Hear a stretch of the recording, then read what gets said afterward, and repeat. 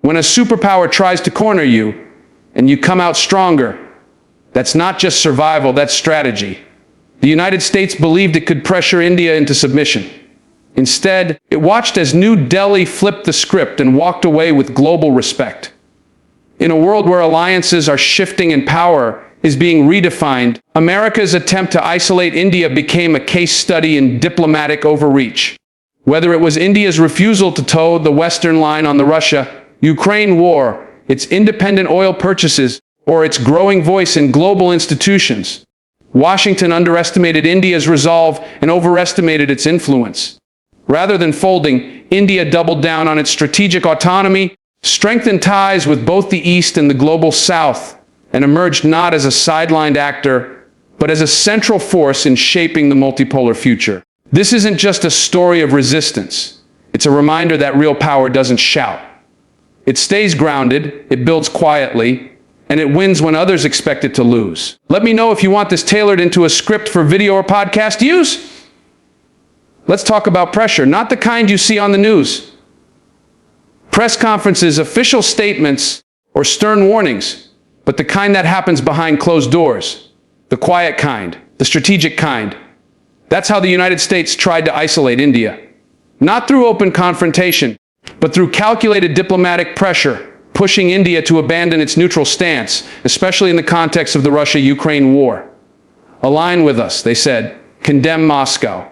Cut off the oil. Fall in line. But here's what they didn't understand: India doesn't play the game the same way anymore. What Washington underestimated was not India's global ambition, but its inner conviction. A nation that has endured colonization, wars, and decades of imposed economic models doesn't give up its autonomy easily. In fact, the more pressure it faces, the more rooted it becomes in its identity. And that identity, today, is centered around one idea: strategic autonomy. Not being a pawn, not being a proxy, but being a pole in a multipolar world. See, the West is used to dealing with allies who comply, who follow the script. But India tore up the script and wrote its own. While others caved to fear of sanctions or diplomatic backlash, India made choices that reflected not just political calculation, but cultural clarity. The decision to continue buying discounted oil from Russia wasn't about defiance.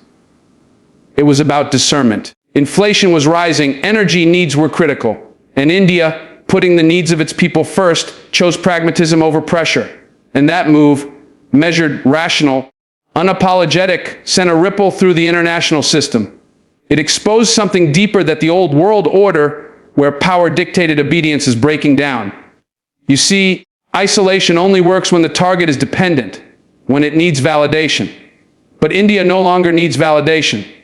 It needs alignment with its interests. And when those interests don't match someone else's agenda, it doesn't flinch. What's remarkable is how this decision-making process was not reactionary. It was deeply psychological. India didn't respond with aggression or provocation. It responded with presence. Calm, firm, and clear. That's maturity. That's power. This isn't just about foreign policy. This is about a philosophy of self-respect on a national scale. Because the truth is, the world doesn't respect those who fold under pressure. It respects those who know who they are, especially when the stakes are high. And that's the lesson we often miss. Strength isn't about resisting pressure with force. It's about doing so with principle, with patience, with the quiet confidence that comes from knowing your values aren't negotiable. So when they tried to isolate India, they didn't just fail. They revealed their misunderstanding of what true independence looks like. And India, it didn't raise its voice. It simply held its ground. And sometimes that silence speaks louder than any threat ever could. There's a myth that still lingers in the minds of many in the West, that global influence is measured by how many nations follow your lead. That power is defined by how many allies echo your rhetoric, adopt your policies, or align with your version of morality. But the reality is changing, quietly, steadily, and without asking for permission. And nowhere is that more visible than in how the global South rallied behind India, not the West, during its most pressured moments.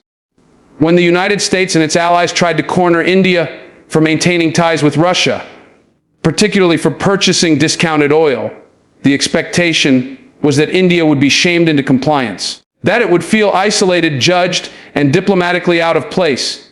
But what happened was the exact opposite. Not only did India hold its ground, but nations across Asia, Africa, and Latin America stood silently, and in some cases openly, in support.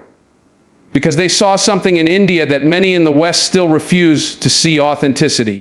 India didn't mask its decisions and excuses. It didn't pretend to play both sides. It stated clearly, we will act in our own interest. We will not be bullied. We will not be drawn into conflicts that do not serve our people. And in that posture, other countries recognized a reflection of their own unspoken frustrations. Frustrations with a world system that still tries to enforce outdated hierarchies. Frustrations with selective morality, where some nations are forgiven for aggression while others are punished for self-preservation. What America missed is this leadership today isn't about dominance. It's about resonance. It's about who people trust when the cameras are off, when the sanctions hit, when the pressure rises. India's position resonated because it was rooted in truth. Not just economic truth, but moral clarity. It didn't abandon partners when it became inconvenient. It didn't swing with the winds of global outrage. It stood still, and in doing so, became a kind of compass for others who were tired of being told which direction to face. There's something powerful about quiet strength, about a nation that doesn't have to shout to be heard. And the global South listened.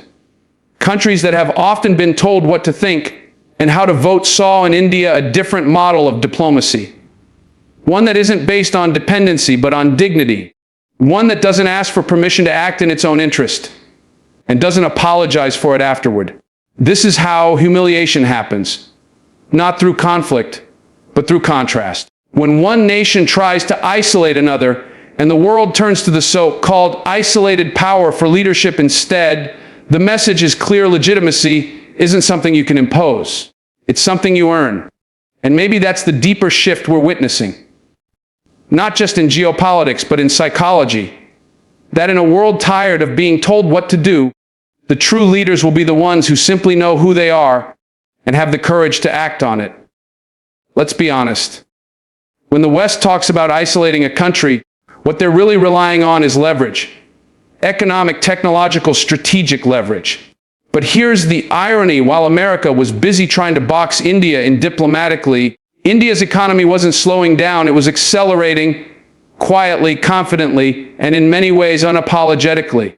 And that rise didn't just shield India from isolation. It embarrassed those who thought it could be cornered. The attempt to humiliate India assumed something outdated, that global economic influence still flows in one direction, that emerging nations are dependent, reactive, always a few steps behind. But India's response shattered that illusion. Instead of retreating, India expanded, deepening trade partnerships, attracting record foreign investments, and becoming one of the fastest growing major economies in the world. It overtook the UK to become the 5th largest economy globally. That's not just growth. That's proof of competence. Proof that the system can evolve, even when the old guard doesn't want it to. There's something deeply psychological here. The West expected fear. They expected hesitation. But India responded with composure. No panic, no public meltdown, just quiet, focused execution. Infrastructure development, digital innovation, defense manufacturing, space exploration. India kept building while others kept talking.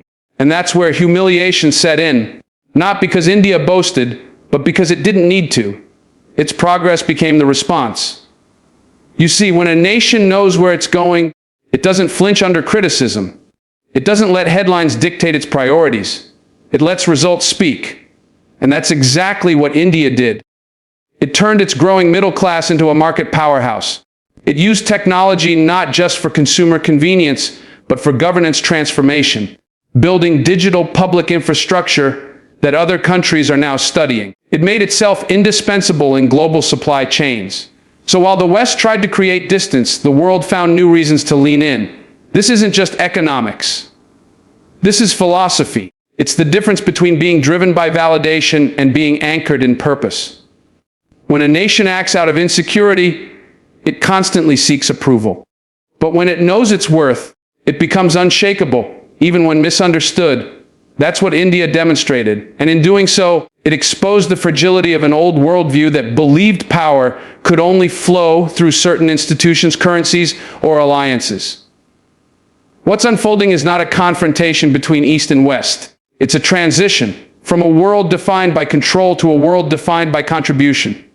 India didn't rise by asking permission. It rose by staying focused on its internal strength, its people, its talent, its capacity to adapt and build. And that's the deeper lesson here. Real power is not about making others small. It's about making yourself undeniable. And when you become undeniable, isolation isn't something you fear. It's something others fear trying to impose. And then we come to the global stage, the theater where every handshake, every silence, every seat at the table tells a story.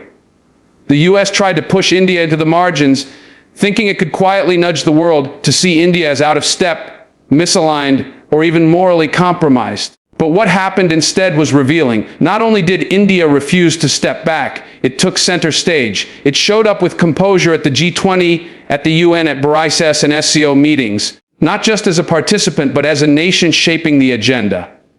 And that shift wasn't subtle. It was surgical. You see, diplomatic humiliation doesn't always come from confrontation. Sometimes it comes from contrast.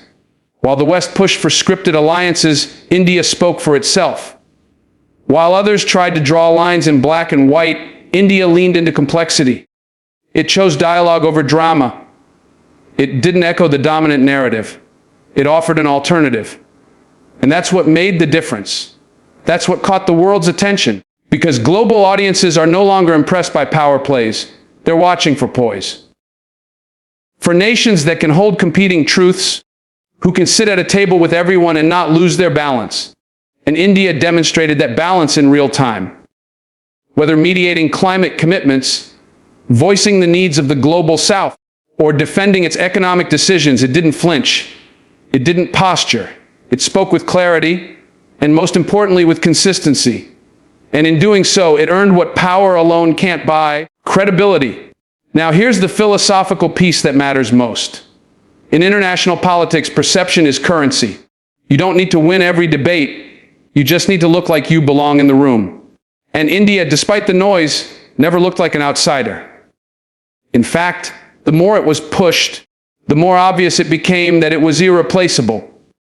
Whether it was bridging divides between East and West, advocating for developing economies, or simply holding its own against pressure from larger powers, India didn't shrink, it expanded. And that's where the humiliation really landed, not on India, but on those who assumed it could be isolated. Because isolation only works when it triggers self-doubt. But India walked into those halls with self-awareness. It knew what it stood for. It didn't need to raise its voice because it carried weight in its presence. That's the kind of power that can't be forced. It has to be earned over time through choices that reflect both national interest and a deeper moral compass. So if the old world order tried to write India out of the script, the new one is being rewritten with India as a central character. And maybe that's the point. In a world full of noise, it's not the loudest who lead, it's the clearest.